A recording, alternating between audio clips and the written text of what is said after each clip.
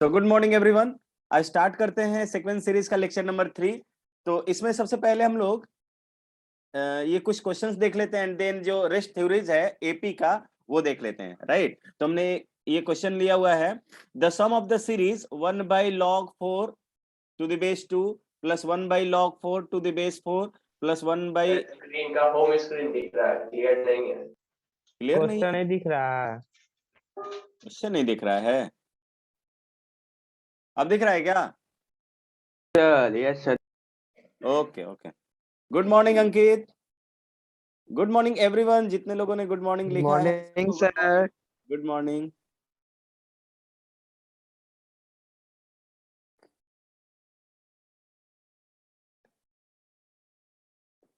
चलिए जल्दी रिप्लाई कीजिए। तो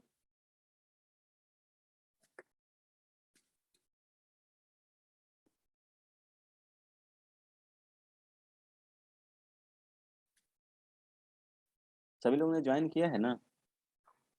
ये फिर आज 079 इस नाम से कौन है? नहीं सर, आप पूछ रहे हैं। हाँ, 07984NAB। कल जिसे पूछे। अच्छा वही है। ये अपने आप को अनम्यूट वो भी नहीं कर पा रही है। क्या नाम से था?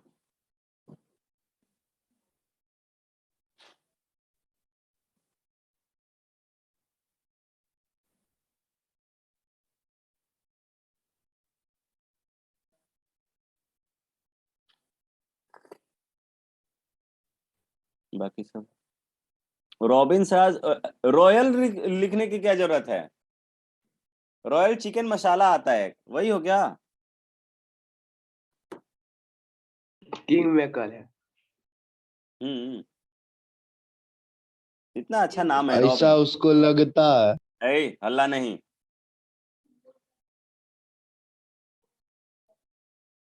चलिए आंसर आ गया क्या सभी का? सर सबसे लास्ट में log base 2 to the power कितना लिखा हुआ है? 2 टू द पावर n है। Okay sir.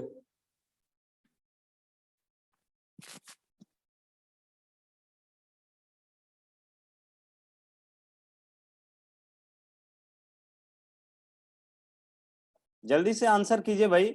ऑप्शन आंसर कीजिएगा, option A B C D में से जो भी आंसर हो।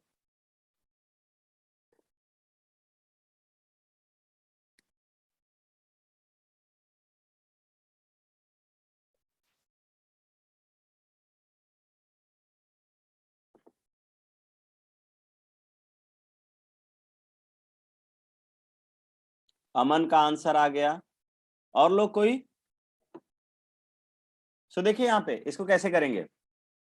देखिए रेसिप्रोकल है तो मैं जानता हूं कि log a to the base अगर b मुझे दिया हुआ है, log a या log b to the base a दिया हुआ है, तो इसको 1/log, यहाँ पर दोनों जो नंबर्स हैं वो इंटरचेंज हो जाते हैं, यानी b के प्लेस पर a आ जाएगा, b के प्लेस पर a आ जाएगा और a के प्लेस पर b आ जाएगा। तो मैं यहां से कह सकता हूं कि ये जो टर्म होंगे उसको मैं ऐसे लिख सकता हूं, log ये जो 2 है ऊपर आ गया, बेस में 4 हो जाएगा, plus log 4 to the base 4 हो जाएगा, plus log 8 to the base 4 हो जाएगा, एंड अप टू यहां पर आपको मिलेगा log 2 to the power n to the base 4। सब लोग म्यूट करके रखो ना, म्यूट नहीं रख पा रहे हो सब लोग। रॉबिन्स म्यूट रखो। तो यहाँ पे देखिए, यहाँ पे मैं बेस में अगर जानता हूं कि मेरे पास अगर बेस में log a to the base b हो और उसका पावर k है तो 1/k के फॉर्म में चला आता है, और ऊपर वाले नंबर भी 2 के पावर में है, तो मैं इसको लिख सकता हूं log 2 टू द बेस 2 का square plus log 2 to the power 2, और यहाँ पे बेस में भी 2 का पावर 2 प्लस log 8 को मैं लिख सकता हूं 2 का पावर 3, यहाँ पे भी 2 का पावर 2, एंड अप टू आपको मिल गया है log 2 का पावर n, और बेस में यहाँ पे भी 2 का पावर 2 होगा। तो यहाँ से आप देख सकते हो कि ये 1/k के फॉर्म में, देखिए बेस जब बेस का पावर k है तो 1/k के फॉर्म में ये बाहर चला आता है log a to the base b, right. तो यहाँ पे आप देख सकते हो कि 1/2 सभी में आएगा, यहाँ पे भी आएगा, यहाँ पे भी, और यहाँ पे आपको 1 मिल जाएगा। उसके बाद ये वाला टर्म 2 हो जाएगा, उसके बाद ये 3 हो जाएगा, एंड अप टू आपको मिल जाएगा कितना, n तक। तो ये सम ऑफ नेचुरल नंबर होगा तो ये 1/2, और ये sum of natural number n into n plus 1/2। तो ऑप्शन नंबर डी जो है वो बिल्कुल सही है। ठीक है सर हाँ हेलो, हाँ बोलो। एक बार रिपीट कर दीजिए ना। इसमें क्या रिपीट करना है, जो बेस पहले का बात में पावर है, छूट गया था। बेस का जो पावर है 1/k के फॉर्म में बाहर चला आता है, तो 1/2 का पावर जो है सभी बेस से बाहर चला आएगा, तो उसको मैंने कॉमन निकाल लिया। यहाँ पे फिर बचेगा log 2 टू द बेस 2 जो कि 1 हो जाएगा। यहाँ पे 2, यहाँ पे क्या बचेगा, 2 का power 2 log 2 to the base 2, तो 2 का पावर 2 यहाँ पे आ जाएगा। ये पावर जो है यहाँ पे चला आया, ये पावर यहाँ पे चला आया, ये पावर, इसके बाद वाला ये पावर यहाँ पे चला आएगा, और इन सब में 1/2 कॉमन आएगा। हो गया हो गया। ठीक है, आप यहाँ पे ये भी कर सकते थे कि सिर्फ 2 टर्म को कंसीडर कर लीजिए। ये ऑब्जेक्टिव में अगर बनाना हो तो मैं क्या कर लूंगा, n के फॉर्म में रिलेशन दिया हुआ है, मैंने आपको बताया हुआ है, जब भी ऐसा क्वेश्चन हो तो आप n का कोई एक पर्टिकुलर वैल्यू सेलेक्ट कर लीजिए, n का वैल्यू 2 रख लीजिए। ठीक है, तो n का वैल्यू 2 रखेंगे, चाहे n का वैल्यू 1 पे भी रख सकते थे। तो लेट्स से मैंने n का वैल्यू 2 लिया, n का वैल्यू 2 लेने का मतलब मैं किसी 2 टर्म को सेलेक्ट करता हूं। तो यहाँ पे आप देखोगे, मैं आपको इसको देखिए 2 टर्म को फॉर n इक्वल्स टू 2, जो मुझे पहला वैल्यू मिलेगा 1/log 4 है ना, हाँ 1/4 to the base 2 plus 1/log 4 to the base 4 है। इसकी वैल्यू देखिए ये कितना हो जाएगा, 1/log, इसको मैं 2 का स्क्वायर लिख सकता हूँ, 2 का स्क्वायर टू द बेस 2, और प्लस यहाँ पे जितना बेस है उतना ही नंबर है, तो ये 1 हो गया। अब देखिए ये 2 का पावर जो है आगे आ जाएगा, और log 2 टू द बेस 2 बनेगा, और प्लस ये हो गया 1। तो ये देखो log 2 टू द बेस 2 1 हो गया, तो ये 1/2 प्लस 1, ये 3/2 आएगा। तो देख लीजिए n की वैल्यू 2 रखने पर कौन सा ऑप्शन 3/2 दे रहा है।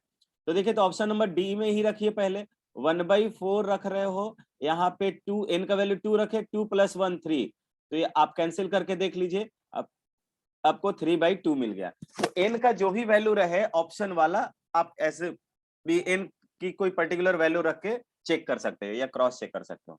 ठीक है, आप देखोगे n में और कोई भी एक्सप्रेशन ऐसा नहीं है जहां पे n की वैल्यू 2 रखोगे तो आपको 3/2 आंसर मिलेगा। उज्जवल हो गया, प्रीवियस स्लाइड। चलिए नेक्स्ट आगे बढ़ते हैं। ये वाला question, find the term of the series 25, 22 whole 3/4, 20 whole 1/2, 18 whole 1/4 and so on।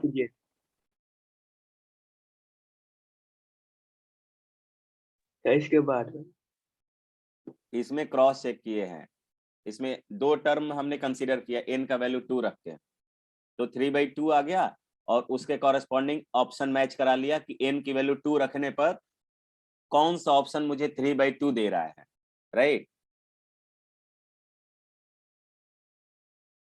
आगे बढ़ते हैं भाई नेक्स्ट क्वेश्चन पे। Find the term of the series, इस तरह का। तो सबसे पहले देखते हैं कि क्या ये एपी में है। तो यहाँ पे कॉमन डिफरेंस निकाल के देखिए, तो कॉमन डिफरेंस कितना आ रहा है। अगर कॉमन डिफरेंस कांस्टेंट आ रहा होगा तो सही है। यहाँ पे मैं क्या करूंगा, 25 यानी कि 24, 2 होल 1/4 माइनस 2 होल 1/4 यानी कि -9/4 हो जाएगा, -9/4 हो जाएगा डी का वैल्यू। डी का वैल्यू कितना हो जाएगा -9/4। बहुत अच्छे। और ए का वैल्यू यहाँ पर आप देख सकते हो, इसमें से भी ये सब्ट्रैक्ट करोगे तो -9/4 ही आएगा। इसका मतलब ये एपी में है। और फर्स्ट टर्म जो है वो यहाँ पे 25 है। तो आप क्या कर ले, आपको पूछ रहा है कौन सा टर्म पूछ रहा है ना, इसका मतलब ए एन निकालना है। आप क्या निकाल लीजिए, ए एन निकालिए, ये होगा a plus n minus 1 into D. A का वैल्यू कितना है 25 प्लस n माइनस 1 इंटू ये हो जाएगा -9/4। तो ये आपको मिल गया 25 माइनस 9n/4 और ये माइनस माइनस प्लस हो जाएगा 9/4।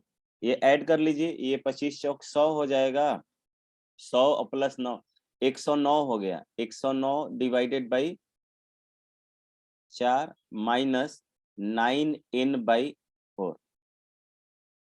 बहुत शानदार उज्जवल, 109/4 हो जाएगा ना। अच्छा हाँ, ओवरऑल 4 लिखे, ठीक है। अब देखिए यहाँ पे कह रहा है न्यूमेरिकली ग्रेटेस्ट हो, तो सबसे पहले मैं देखूंगा कि सबसे पहला निगेटिव टर्म कौन सा आएगा। तो मैं निकालना चाहता हूं कि ए एन जो है वो लेस देन 0 एक बार कर लेते हैं। ए एन क्या है, लेस देन 0। तो यहां से मिलेगा 109/4 माइनस 9n/, बहुत अच्छे अमन, सही आंसर है I think, is less than 4। तो यहां से ये चला आएगा 109/4 इज लेस देन 9n/4 हो जाएगा। ये 4 इस 4 के साथ कैंसिल हो जाएगा। तो n की वैल्यू ग्रेटर देन आपको मिलेगा, n की value n is greater than, ये कितना हो जाएगा 109/9 हो जाएगा, ठीक है, बर्नोइट टोटल से, यानी कि n जो है ग्रेटर देन ये 12 होल 1/9 हो जाएगा इतना, ठीक है, 12 होल 1/9। यानी n का वैल्यू जो है कह रहा है कि 12वां टर्म के बाद वाला टर्म जो होगा वो क्या होगा, यानी कि 13th टर्म। मैं बोलूंगा इसका कि 13th टर्म जो होगा, 13th term is the first negative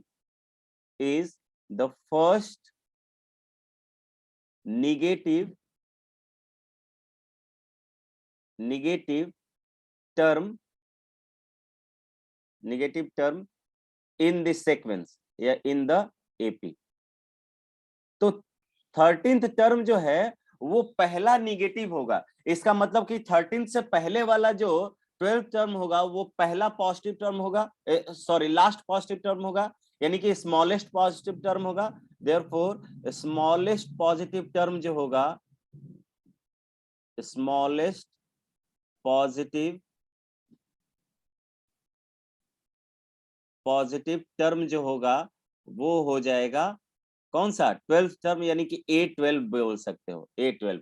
और आप चाहो तो A12 का वैल्यू भी फाइंड आउट कर सकते हो। तो मुझे AN का एक्सप्रेशन आया है, AN कितना आया है 109/4 माइनस 9n/4। तो मैं क्या बोल सकता हूं कि n का वैल्यू A12 जो आपको मिलेगा वो मिलेगा 109/4 माइनस, यहाँ पे 12 रखेंगे तो 108 हो जाएगा, 108 divided by 4 and this will be 1/4।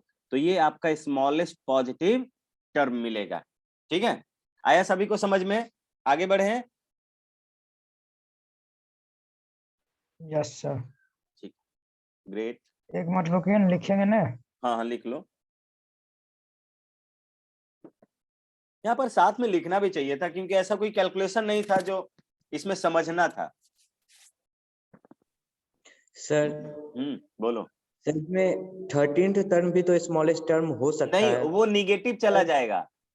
अगर वो निगेटिव में न्यूमेरिकली स्मॉलेस्ट हो तो क्या, निगेटिव में माइनस, अगर वो माइनस जो भी निगेटिव में आएगा तो न्यूमेरिकली नेगेटिव, 1/4 अच्छा मान लो कि पहला निगेटिव टर्म लेट से आ गया -9, तो और भी उसके तब तो 14 टर्म, ये तब तो कोई लिमिटेशन ही नहीं होगा ना, क्योंकि 14 टर्म तो और भी छोटा आएगा, 15 टर्म और छोटा आएगा, 16 टर्म और छोटा आएगा, तो उस तरह से माइनस इनफाइनाइट चल जाएगा। तो न्यूमेरिकली ग्रेटेस्ट बोलने का मतलब हुआ कि नंबर में मतलब पॉजिटिविटी को कंसीडर कर रहा है। मेरे हाँ, कहने का मतलब था कि ये 1/4 आया, अगर निगेटिव टर्म -1/6 आए तो वो तो छोटा हो जाएगा 1/4 से ना, -1/6 तो आएगा ही नहीं ना, मतलब आ जाए अगर तो क्या नहीं, तो निगेटिव वाला कंसीडर नहीं करेंगे ना। देखो निगेटिव वाला कंसीडर नहीं होगा, ध्यान दो, पहले सुनना। यहाँ पे कह रहा कि 13th टर्म जो है पहला निगेटिव टर्म आएगा, राइट। तो 13 टर्म पहला निगेटिव, यानी कि इसके बाद इसमें 1/4 में से मैं अभी वो भी निकाल लेता हूं। मेरा एपी आया, मेरा डी आया है -9/4, यानी कि -2 आएगा आपका, कौन सा -2 आएगा पहला निगेटिव टर्म, ठीक है। तो ये आपका 13th टर्म हुआ -2। इसके बाद 14 टर्म करोगे तो मेरा कॉमन डिफरेंस निगेटिव में है ना, तो ये घटाते चला जाएगा, तो घटते घटते कोई लिमिटेशन नहीं होगा, -इंफिनिटी तक आपको जाना पड़ेगा, ठीक है। लेकिन यहाँ पे पूछा है न्यूमेरिकली स्मॉलेस्ट का मतलब होता है कि वो नंबर को कंसीडर कर रहा है, इसका मतलब पॉजिटिव पार्ट को लेना है आपने, ठीक तो है। वो तो समझ गए। अगर मान लीजिए कोई और क्वेश्चन रहता उसमें इसके बाद वाला टर्म -1/6 आता, तब तो न्यूमेरिकली स्मॉलेस्ट 1/6 हो जाता। -1/6 कैसे आएगा अगर भाई? आता तो इस तरह का कुछ होता, कोई और नहीं क्वेश्चन होता, था। नहीं, निगेटिव वाला कंसीडर ही नहीं करेंगे। ध्यान दो, यहाँ पे दो तरह का कोई ऑब्जर्वेशन बनेगा, मैं बता रहा हूं। देखो ये डिक्रीजिंग सीक्वेंस है, क्या है ये? डिक्रीजिंग सीक्वेंस है, मतलब वैल्यू घट रहा है, तो घटते घटते घटते तो इनफाइनाइटली, मतलब -इंफिनिटी तक जाता। लेकिन स्मॉलेस्ट पूछ रहा है, इसका मतलब कि मुझे ये टर्म पूछ रहा है, कौन सा टर्म, यानी कि कॉन्फाइन करना चाहता है सीरीज को, रोकना चाहता है ये एट द सर्टेन पॉइंट। इसका मतलब कि मुझे कहां तक जाना है, जो सबसे छोटा पॉजिटिव पार्ट होगा वहां तक। और अगर ये सीक्वेंस इंक्रीजिंग सीक्वेंस होता, क्या होता, ये सीक्वेंस अगर इंक्रीजिंग सीक्वेंस होता तो इसकी वैल्यू बढ़ते जाती, तो मैं वैसा टर्म निकालता जहां पे सबसे छोटा वाला, यानी सबसे पहला निगेटिव टर्म मुझे मिल जाए। बात आया समझ में? Okay sir. चलिए आगे बढ़ते हैं भाई, अब उस पर रुकने का मतलब नहीं है। ये देखिए नेक्स्ट क्वेश्चन कह रहा है कि if A1 A2 A3 and up to AN are in AP, ये जो A1 A2 A3 जो टर्म मैंने यूज किए हैं वो AP में है, then find the value of the following series. इस सीरीज का आपको वैल्यू फाइंड आउट आपको करना है, ठीक है। आपको इस सीरीज का क्या करना है, वैल्यू फाइंड आउट करना है। सभी लोग का आंसर नहीं आ रहा है आज, क्या बात है भाई? तो मेरा सीरीज है पहला 1/√A1 plus √A2 plus 1/√A2 plus √A3 plus up to and so on 1/√AN-1 plus √AN। सभी लोग ट्राई कीजिए।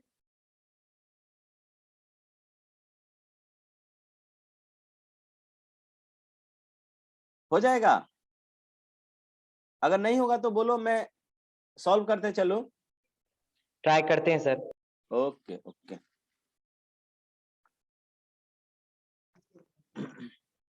एक मैं और यहाँ पे क्वेश्चन लिखता हूँ भाई, तब तक तुम ये वाला करते रहो तुम लोग।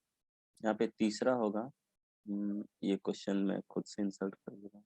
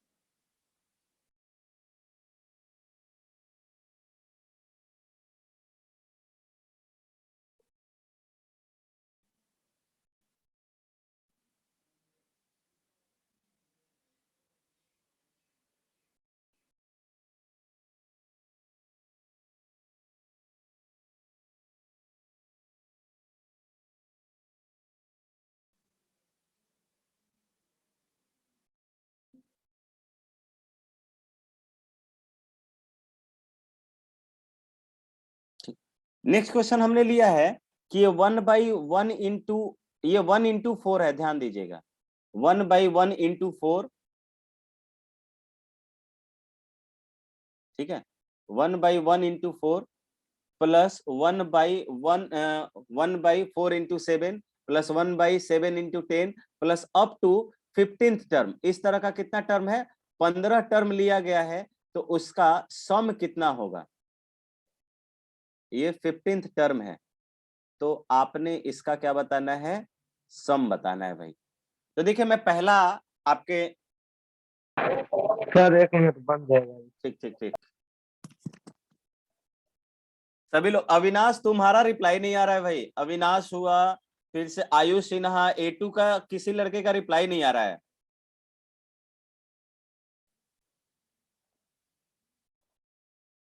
प्रिंस हुआ, प्रिंस, एक प्रिंस H है, H हॉस्टल वाला है क्या? Yes sir. वही तुम होगा कुछ वही। तुम कुछ बोलने वाले थे कल, क्या बोलो?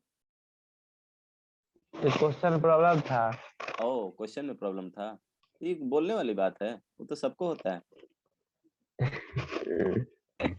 सर पहला क्वेश्चन बन गया 3 का फर्स्ट। अच्छा बन गया, yes great sir. Great great. हो गया। चलिए n देखिए, -1 चैट में रिप्लाई करो, अदरवाइज बोलना नहीं है किसी को, म्यूट कर लो, म्यूट कर लो, म्यूट कर लो, ठीक ठीक ठीक, म्यूट कर लो। देखिए मैं सॉल्व करता हूं क्योंकि सबसे हुआ नहीं होगा। यहां पर देखिए सभी टर्म को रेशनलाइज कर दीजिए, 1/√अंडर A1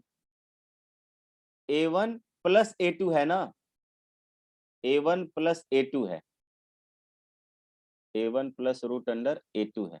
यहां पे रेशनलाइज करोगे किससे, √under A1 minus √under A2 से, तो दिस डिवाइड, ये क्या हो जाएगा, √under A1 minus √under A2।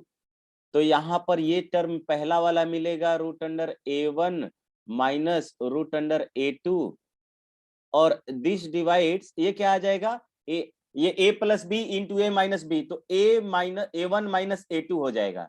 उसी तरह आपको दिया हुआ है 1/√अंडर A2 प्लस √अंडर A3, इसको भी रेशनलाइज आप करोगे किससे, √under A2 minus √under A3, this divides √under A2 minus √under A3, तो ये अगेन आपको मिल जाएगा √under A2 minus √under A3 divided by ये A2 माइनस A3। और आप देख सकते हो कि ये A1 माइनस A2 तो D के बराबर होगा, ठीक है, और यहाँ पे A2 माइनस A3 भी D होगा। तो मैं इस सीक्वेंस को देखो ऐसे लिख सकता हूं, यहाँ पे जितने जगह पे नीचे जो है माइनस डी आ जाएगा, क्योंकि A1 माइनस A2 क्या होगा, माइनस डी हो जाएगा, क्योंकि डी की जो वैल्यू होती है बाद वाला टर्म माइनस पहले वाला टर्म होगा, तो नीचे सब जगह माइनस डी आ जाएगा, और ऊपर में A1 minus A2 root under में। तो मैं बोलूंगा यहाँ पर कि मेरा जो सीक्वेंस हो जाएगा 1/-D root under A1 minus root under A2 आ जाएगा, root under A2 plus root under A2 minus root under A3 आ जाएगा, plus root under A3 minus root under A4 आ जाएगा, एंड प्लस अप टू कहां तक, जो last वाला टर्म है वो आ जाएगा यहाँ पे रूट अंडर N-1 और प्लस प्लस बोल रहे हैं, माइनस ही आएगा ना यहाँ पे, माइनस रूट अंडर AN। तो आप देख सकते हो ये रूट अंडर A2 जो है प्लस रूट, यहाँ प्लस माइनस का पेयर मिल रहा है, रूट अंडर A3 का प्लस माइनस वाला पेयर मिल रहा है, रूट अंडर A4 का माइनस वाला पेयर यहाँ पे है, इधर इसका प्लस वाला पेयर आएगा, और ये रूट अंडर AN-1 पॉजिटिव में आया है और इसके पहले निगेटिव में आया होगा, तो फाइनली आपको मिलेगा 1/-D, और ये आपको मिला root under A1 minus root under AN, root under AN। इसको आप अगेन आप रेशनलाइज करोगे तो 1/√(-d), ये वाला टर्म जो हो जाएगा नीचे √(a1) प्लस √(an) हो जाएगा, और नीचे ऊपर आपको मिल जाएगा a1 माइनस an। क्या मिल जाएगा? √(a1 minus an। अब आप क्या कर दीजिए, आप an का एक एक्सप्रेशन लिखिए। an की वैल्यू क्या होती है? ये a1 plus n minus 1 into D होता है। तो आपको आप देखिएगा कि a1 माइनस an का जो वैल्यू मिलेगा वो minus of n minus 1 into D मिल जाएगा। तो सर एक इसी मिनट पहले वाला पेज पे जाइए। तो इसी एक्सप्रेशन में यहाँ पे वैल्यू रख दीजिए। अभी आपने निकाला -1/d, यहाँ पर हो जाएगा, नहीं दिखेगा, ये उसी साइड ले जाना पड़ेगा, मुझे उसी साइड ले जाना पड़ेगा।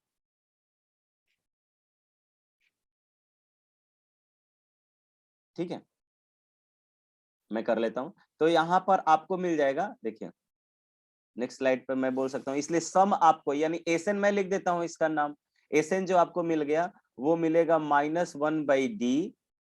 ये ऊपर वाला टर्म आया है मेरा minus times of n minus 1 into D, this divides, ये कितना आया था? √(a1 plus √(an), right.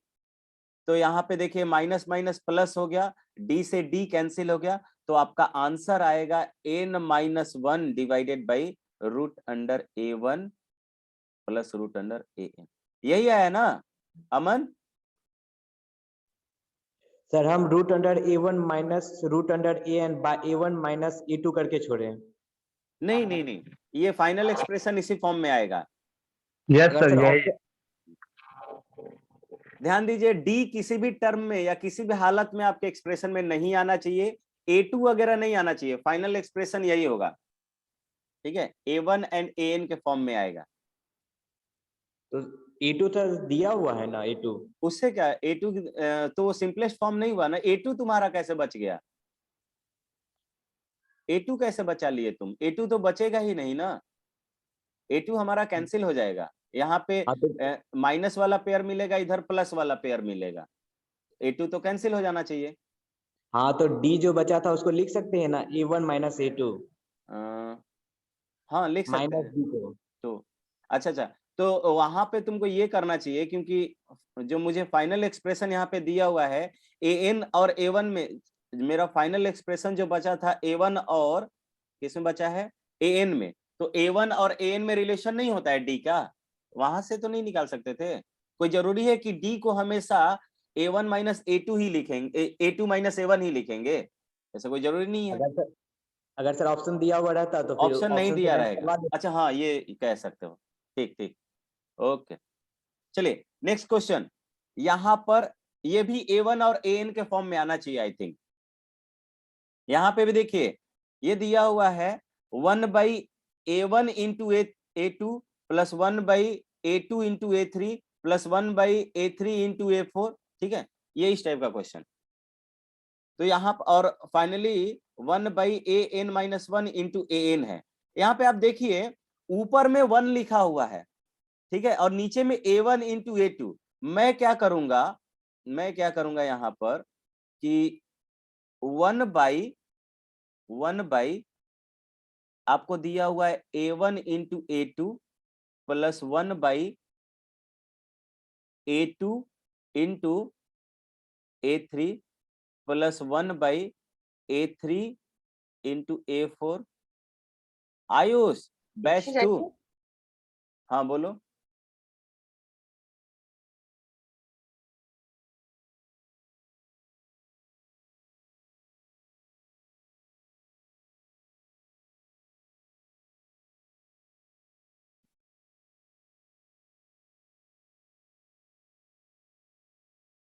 चलिए क्या हुआ सर?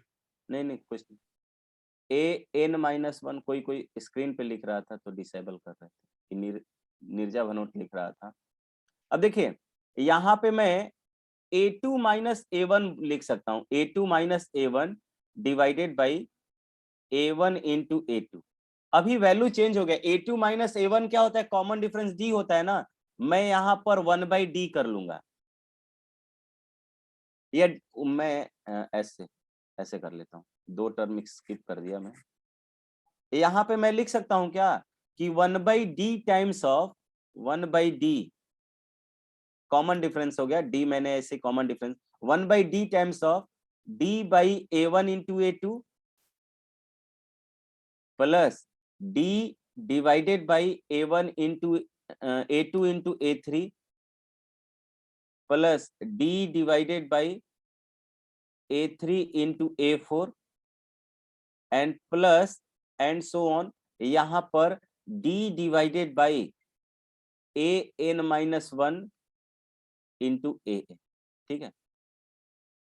यहाँ पे आप बोल सकते हो कि 1/d एज इट इज रहने दीजिए, और अब इस d का यूज कीजिए, d को मैं a2 माइनस a1 लिख सकता हूँ, a2 minus a1 divided by a1 into a2 plus इस d को मैं लिख सकता हूँ a3 minus a3 minus a2 divided by a2 into a3 A4 minus A3 और ये a4 minus a3 divided by यहाँ पर a3 इंटू a4 और प्लस अप टू ये जो फाइनल एक्सप्रेशन आपको मिलेगा, लास्ट वाला टर्म जो मिलेगा उसको an-1 बोल सकते हैं, and this divides an-1 into an, ठीक है।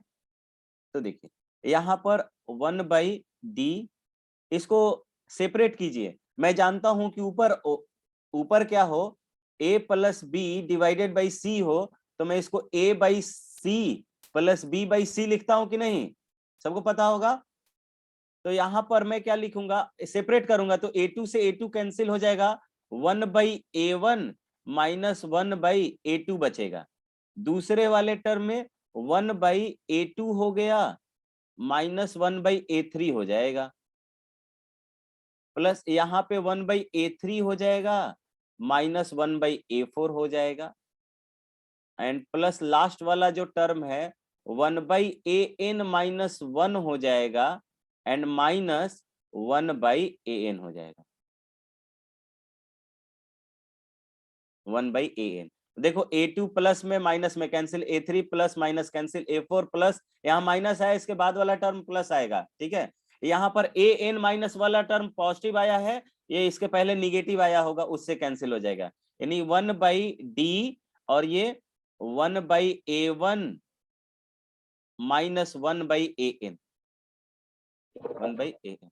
और ये लास्ट वाला टर्म जैसे इसके पहले वाले एक्सप्रेशन में d को एज इट इज छोड़ दीजिए, इसका एलसीएम लोगे तो an माइनस a1 हो जाएगा, an minus a1 divided by a1 into an, ठीक है। और इसके पहले जो एक्सप्रेशन दिया था, ये वाला जो कॉन्सेप्ट है इसके लिए भी वैलिड होगा। an क्या होता था, a1, तो यहाँ पे मैं बोलूंगा an माइनस a1 जो होगा n-1 इंटू डी हो जाएगा, तो ये ऊपर वाला टर्म ये d नीचे रहेगा और यहाँ पर n-1 into D divided by a1 into an हो जाएगा। बात आया समझ में क्या सभी को? और ये d से d कैंसिल हो गया, आपका आंसर क्या हो जाएगा, n-1 divided by a1 into an। Clear है सभी को? क्लियर है क्या सभी को? आगे बढ़े? कोई बोल नहीं रहा है भाई। यस सर, क्लियर है, क्लियर है। Yes sir, क्लियर है ना? thumbs up कर दिए, thumbs up। Great great great.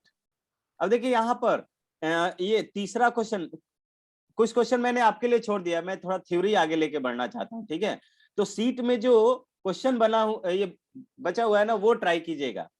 मैंने 4-5 क्वेश्चन और लिए हुए हैं, देखिए एक क्वेश्चन ये बचा होगा, ठीक है। यहाँ पे भी ट्राई कीजिएगा, मैं यहाँ पे हिंट दे देता हूँ, यहाँ पे मैं हिंट दे देता हूँ।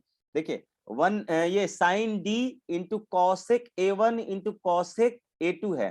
देखो थोड़ा सा मैं आगे हिंट दे देता हूँ, ये साइन डी को एज इट इज छोड़ दीजिएगा, साइन डी क्वेश्चन लिखने दीजिए ना। तो क्वेश्चन यहीं पे स्लाइड में रहेगा, कोई दिक्कत नहीं है। सब लोग तो अपने अपने घर चले ही गए हो, स्लाइड तो आपके पास मिल ही जाएगा, ठीक है। हॉस्टल में है। एक लड़का सिर्फ हॉस्टल में है, 1 बाई, यहाँ पे cosec A1 into cosec A2 है, तो कॉसेक का रेसिप्रोकल साइन यानी कि 1 by sine A1 into sine A2 हो जाएगा, sine A2 plus 1 by sine A2 into sine A3 हो जाएगा, प्लस अप टू इसी तरह से लास्ट वाला टर्म जो होना होगा हो जाएगा। ठीक है, फिर आप साइन डी से मल्टीप्लाई कर दोगे तो ऊपर आपको मिल गया साइन ऑफ डी, और डी को यहां पे A2 माइनस A1 लिख लेना, divided by sine A1 into sine A2। ठीक है, उसी तरह सेकेंड वाला term sign A3 minus A1 लिख देना। ठीक है, sine A3 minus sine of A3 minus A2 लिख देना। उसके बाद और यहाँ पर साइन A माइनस बी का फॉर्मूला अप्लाई करना, तो साइन A यानी कि sine A2 sine A into cos B cos A1 minus sine A into cos B plus cos A यानी cos A2 into sine B sine A1 कर देना, और divided by sine A1 into sine A2, और जब separate करोगे तो sign A1 यहाँ पे कैंसिल हो जाएगा। कौन कौन सा कैंसिल होगा? Sign A2 cancel, cot A1 हो जाएगा, यहाँ पे आपको मिल जाएगा cot A1 minus cot A2। तो इसी टर्म का एक्सप्रेशन आपको यहाँ पे मिल जाएगा। ठीक है, तो ये भी कर लीजिएगा। अब चलिए सिलेक्शन ऑफ टर्म्स। ठीक है, थ्योरी लिखाइएगा। हाँ नया टॉपिक है। नहीं, इसी में है, सिलेक्शन ऑफ टर्म एपी का ही पार्ट है। तो देखिए सिलेक्शन ऑफ टर्म में क्या होगा, बेसिकली आपको कुछ क्वेश्चन दिए रहेंगे। पहले मैं क्वेश्चन आपको बता देता हूं, तब आपसे इस तरह का क्वेश्चन पूछेगा, if the sum of the 3 terms in AP is 24। कह रहा है 3 ऐसे टर्म हो जो एपी में है एंड देयर प्रोडक्ट इज 440। तो आपको कह रहा है कि उस तरह का नंबर फाइंड आउट करना है। इसी तरह का 4 टर्म दे सकता है, 5 टर्म दे सकता है, 6 टर्म दे सकता है, तो एपी में होना चाहिए, ऐसा कंडीशन कह रहा है। तो आप बिना इसके जाने भी ये क्वेश्चन बना सकते थे, लेकिन इसके जानने से क्वेश्चन मेरा इजी हो जाएगा वो।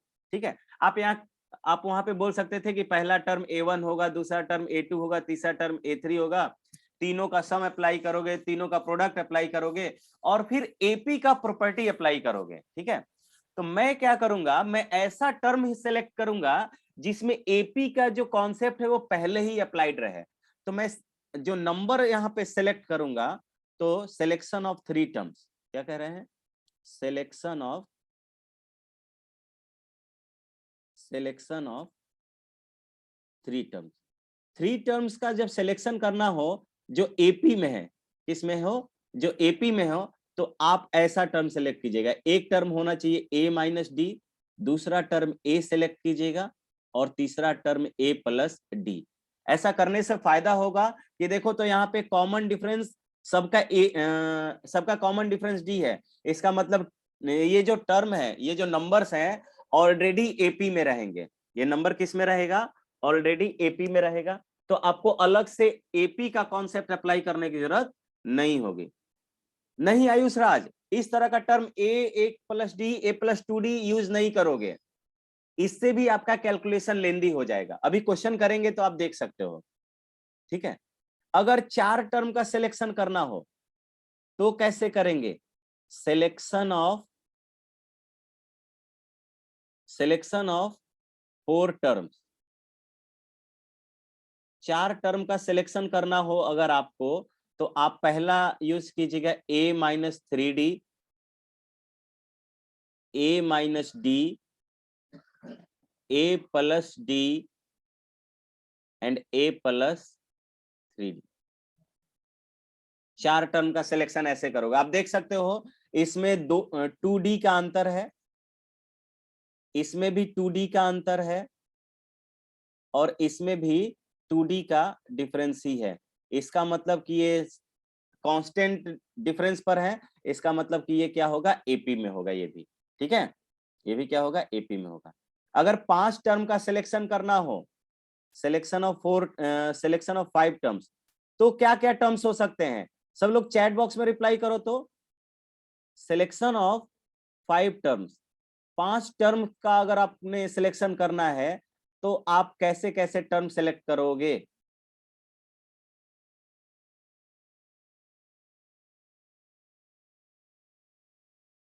पांच टर्म का सिलेक्शन करना हो तो सभी लोग रिप्लाई कीजिए। तो ये भाई हो जाएगा a minus 2d, a minus d, a plus d, a plus 2d। ठीक है, अब ये जानने के बाद हम इस कॉन्सेप्ट का एप्लीकेशन करते हैं। मैंने 2 क्वेश्चंस लिए हुए हैं इसके रिगार्डिंग, आप देखेंगे कि इसका कितना शानदार यूज है, ताकि आपका कैलकुलेशन कितना बच जाता है। आप देखिए पहला वाला, ये पहला question, if the sum of the 3 terms in AP is 24।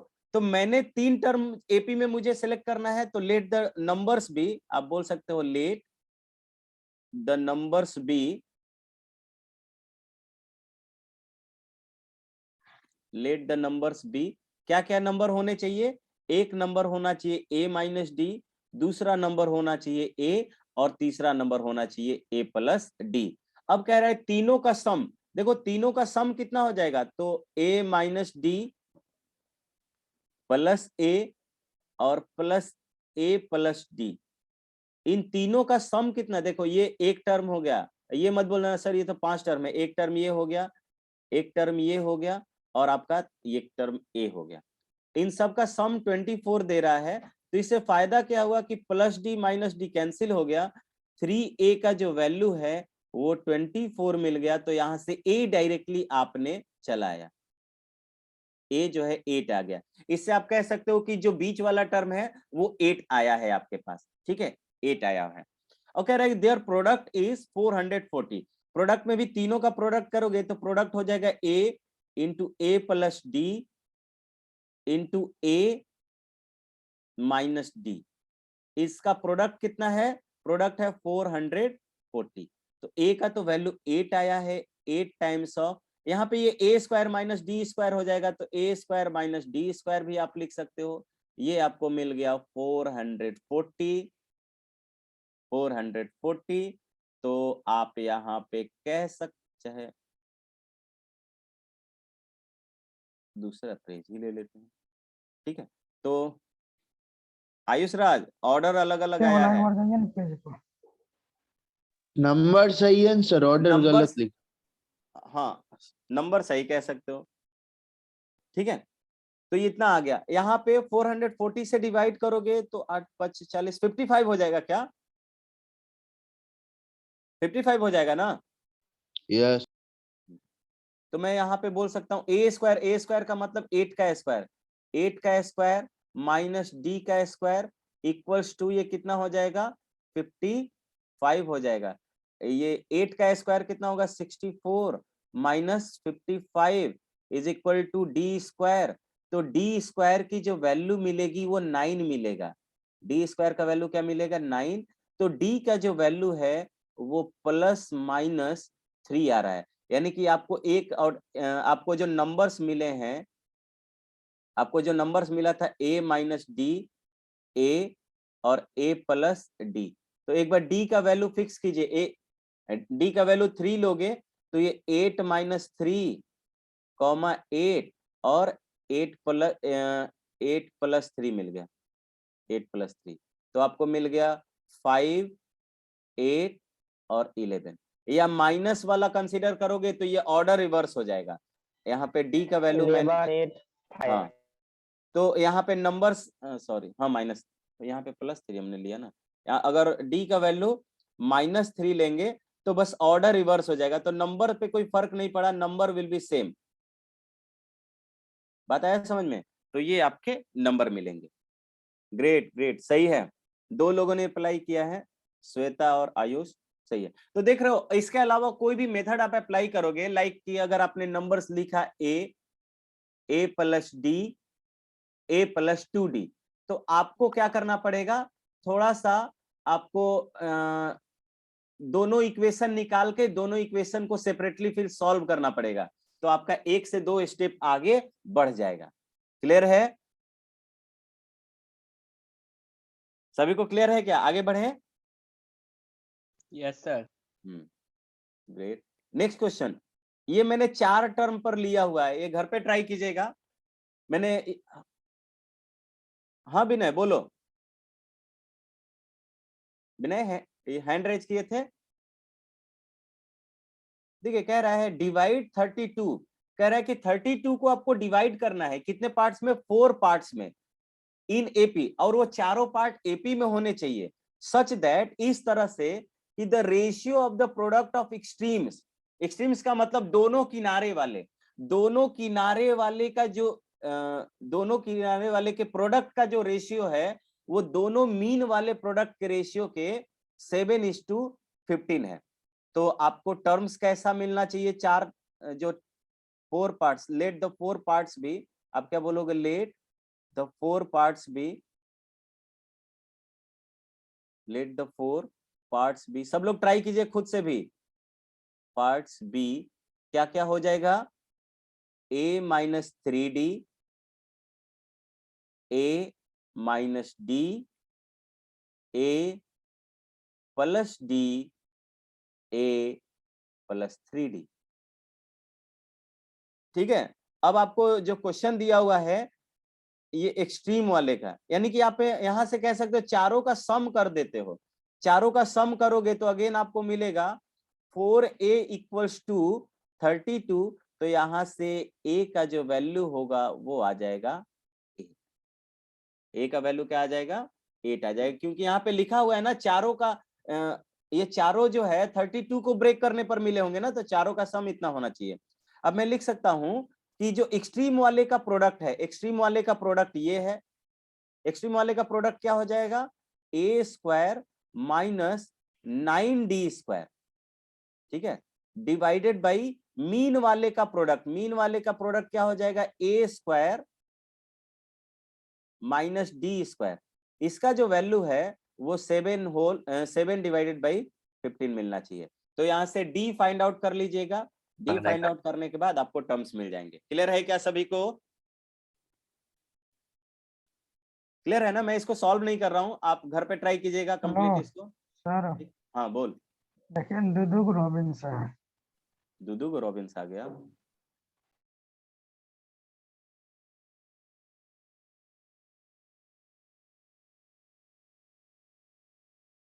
अच्छा, एक ऋषि नहीं रे, एक तो ऋषि राज है। अभी अभी भाग गया है, नाम चेंज किया फिर। ठीक ठीक, बाहर का नहीं है ना कोई? सब तो अभी नहीं, आपको बताया ना, बस भाग गया। हो गया हो गया, आइए। ठीक है। तो देखिए यहाँ पे इसको आगे फाइंड आउट कर लीजिएगा, मैं इस पे नहीं जा रहा हूँ। टाइम है क्या हमारे पास? 4 मिनट है, यूज कर सकते हैं। देखिए यहाँ पर मीन, आयुष राज, निगेटिव में नहीं आएगा यहाँ पे नंबर, गलत है। और पहले वाला पेज पे जाइए ना। निगेटिव नहीं आ सकता है यहाँ पे नंबर, ध्यान रहे। ठीक है, 32 रुपए का 4 पार्ट में डिवाइड करना पड़ेगा, तो किसी को निगेटिव दोगे? गधे हो नहीं। चलिए आगे बढ़ते हैं भाई। यहां पर मीन की बात करते हैं, मीन की बात। लेट से आपके पास A1, A2, A3 and up to AN terms हैं, n टर्म्स हैं आपके पास। तो अगर इस n टर्म्स का मीन पूछेगा तो वही, या अर्थमेटिक मीन, अर्थमेटिक मीन को मैं AM लिखता हूं। अगर उस इसके मीन की बात करूंगा तो मैं क्या करता हूं? A1 plus A2 plus A3 plus up to, इन सभी का सम कर लेता हूं। मैं क्या करूंगा? सबका सम करके n से डिवाइड करूंगा, यानी कि एक तरह का एवरेज होता है। ये क्या होगा? एवरेज होता है। ठीक है। अब कह रहा है arithmetic mean of n numbers. अच्छा, यही वाला कॉन्सेप्ट यहां पर है, यही वाला कॉन्सेप्ट। अब कह रहा है arithmetic mean of 2 numbers, 2 numbers का अर्थमेटिक मीन क्या होता है ये समझिए। मान लीजिए कि मुझे a और b का अर्थमेटिक मीन लिखना है। लेट मैंने मान लिया कि कैपिटल ए जो है, capital A be the M of, M arithmetic mean of A and B. दो नंबर हमने लिया, कौन कौन सा? एक नंबर लिया है ए और दूसरा नंबर हमने लिया है क्या? बी।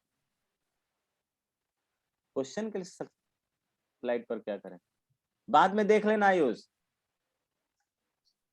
ठीक है, बाद में देख लेना। मैंने मान लिया कि कैपिटल ए मेरे पास कोई अर्थमेटिक मीन है, कैपिटल ए क्या है? अर्थमेटिक मीन है इन दो नंबर्स का। तो इसका मतलब हुआ देन कि ये जो सीक्वेंस होगा कौन कौन सा? A, capital A and B are in AP. ये टर्म्स किस में होने चाहिए? एपी में होने चाहिए। बात आया समझ में? कैपिटल ले भी। हाँ, कैपिटल, जैसे मैं बोलता हूं कि 3 जो है,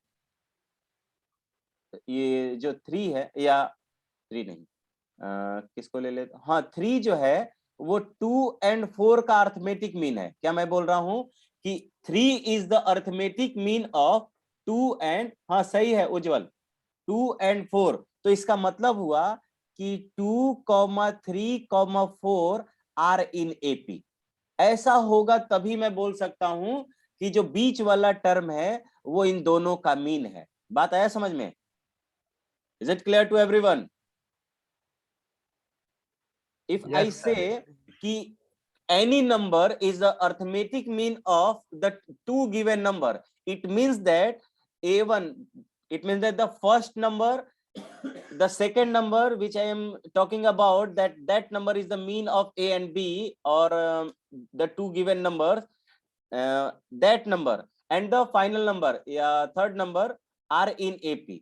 तो यहाँ पर अगर कैपिटल ए जो है अर्थमेटिक मीन है ए एंड बी का, इसका मतलब हुआ कि capital A and B are in AP, ये एपी में होना चाहिए। अब बाय डेफिनेशन हम जाएंगे, बाय डेफिनेशन तो capital A minus small A की जो वैल्यू मिलनी चाहिए वही small B minus capital A का भी मिलना चाहिए। मैं जानता हूं अगर ये एपी में है तो इस कैपिटल ए माइनस स्मॉल ए क्या मिलेगा? डी मिलेगा, और बी माइनस स्मॉल ए ये भी क्या मिलेगा आपको? डी मिलेगा।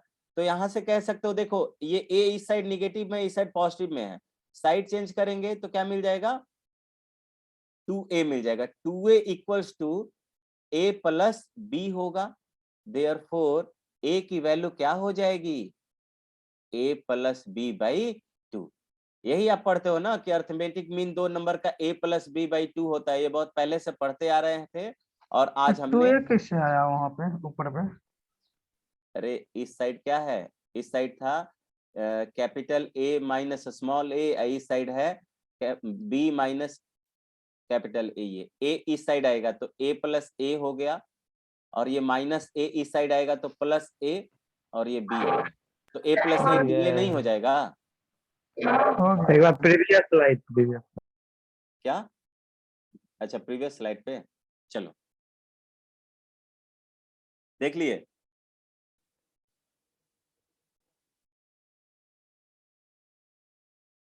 क्लियर है? ठीक ठीक ठीक ठीक ठीक ठीक, चलिए आगे बढ़ते हैं।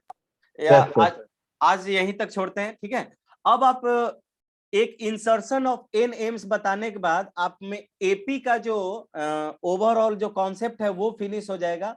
बाकी एक रेस्ट पार्ट बचेगा जो कुछ रिमार्क के फॉर्म में हम लोग लिखेंगे कि एपी का जो एन टर्म्स का सम, मतलब समेशन के फॉर्म में दिया रहता है। एन के एक्सप्रेशन में एन को एज अ फंक्शन ट्रीट किया रहेगा, तो हम लोग सम वगैरह कैसे निकालेंगे तो उस पर कल डिस्कशन करते हैं, ठीक है।